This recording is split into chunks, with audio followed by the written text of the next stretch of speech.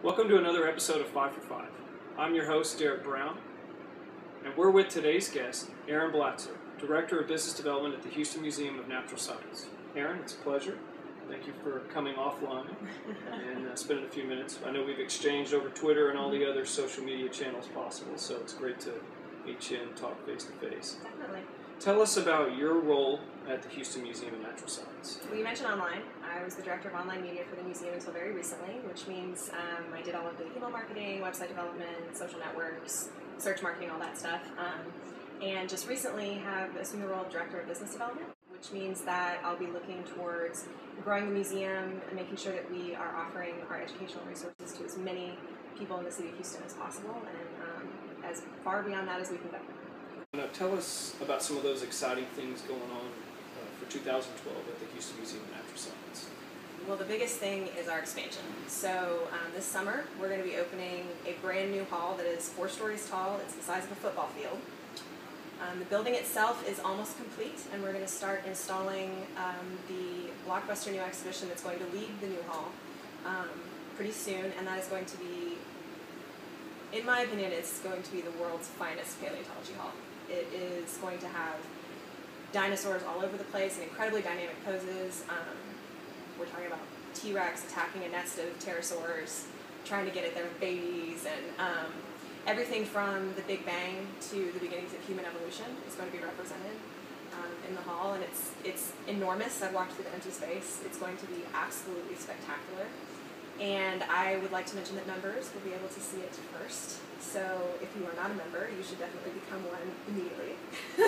Got it. And help support the museum, science education, and this new world-class paleontology wing that we're going to have open up this summer. You got an educational experience in business and in marketing and all those types of things. What is the difference between leadership and management?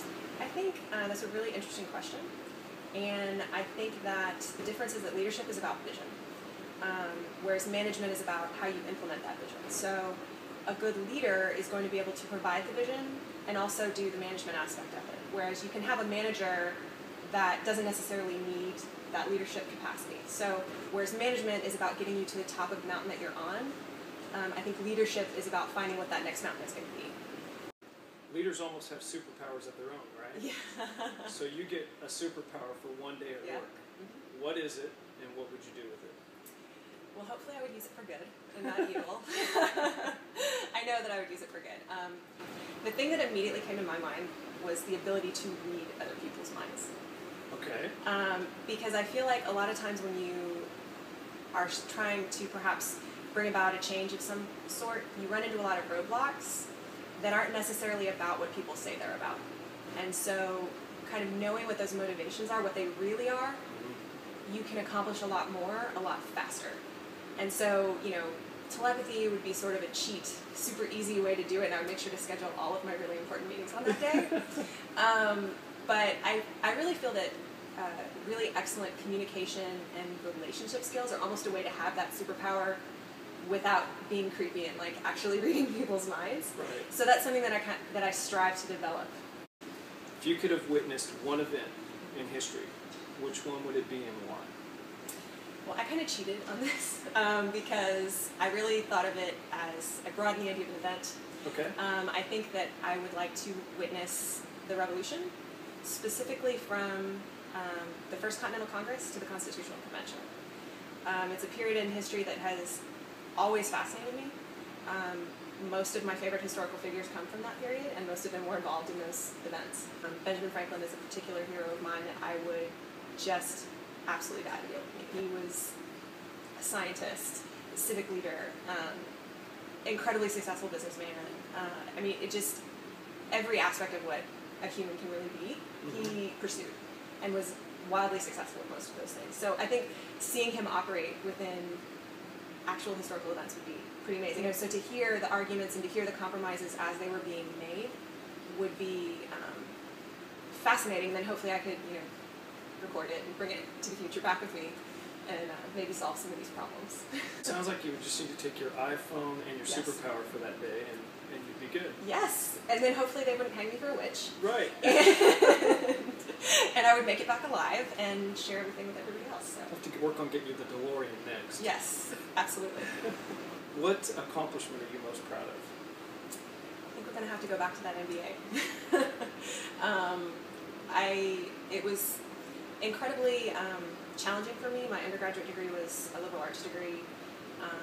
It was something that I pursued because I knew I wanted to have a leadership role, hopefully at the museum, which luckily has happened. And I knew that I needed to go back and get those skills and get some of that training. And so the first accounting and finance class that I took on the graduate level, having only taken statistics for journalism majors, which is basically, the course can be summed up as like, statistics can be manipulated. Like that's it. So going from that level of understanding and having to compete and master accounting, finance, multiple classes in each of those, plus a graduate level statistics. Because you just did it as well. Yes. And having come out the other side successfully, I think is one of the biggest accomplishments of my life, and I am very geekily proud of it. You should be. You ready for the final one? I am. Okay. If you had to name the experience that has strengthened your character the most, what would it be? Growing up with my father. He is a man of incredibly strong character, and if I could share the one experience that kind of would give you an idea of what that meant for me. Sure. I was on the swim team, and it was a neighborhood swim team, so it was very casual. It wasn't like Olympic trials or anything. Yeah. But my parents were very involved with us as kids, and so of course, my mom was running the snack shack, and my dad was being a stroke judge, right? And so the way they ran it, to be fair, was that like they had one stroke judge from each team, and they would watch the opposite team's lanes, so that they wouldn't be tempted to, go easy on their own kid or their own teammate. Well, my dad, I swam my lap, get out of the pool, go to get my ribbon, and get a purple ribbon, which of course is a disqualification. Very disappointed, but my parents never put too much pressure on us, but just thought you swam well, So I show my dad my purple ribbon, and he's like, oh yeah, you did a flutter kick, which I immediately understood to mean that he disqualified me. And, that stings a little, right? You're 8 years old or 9 years old, and your dad's like, sorry, Charlie, you didn't measure up. But he explained, he's like, he was so proud of me that he couldn't help but watch me, but also has such a commitment to honesty and fair play that he also couldn't cheat.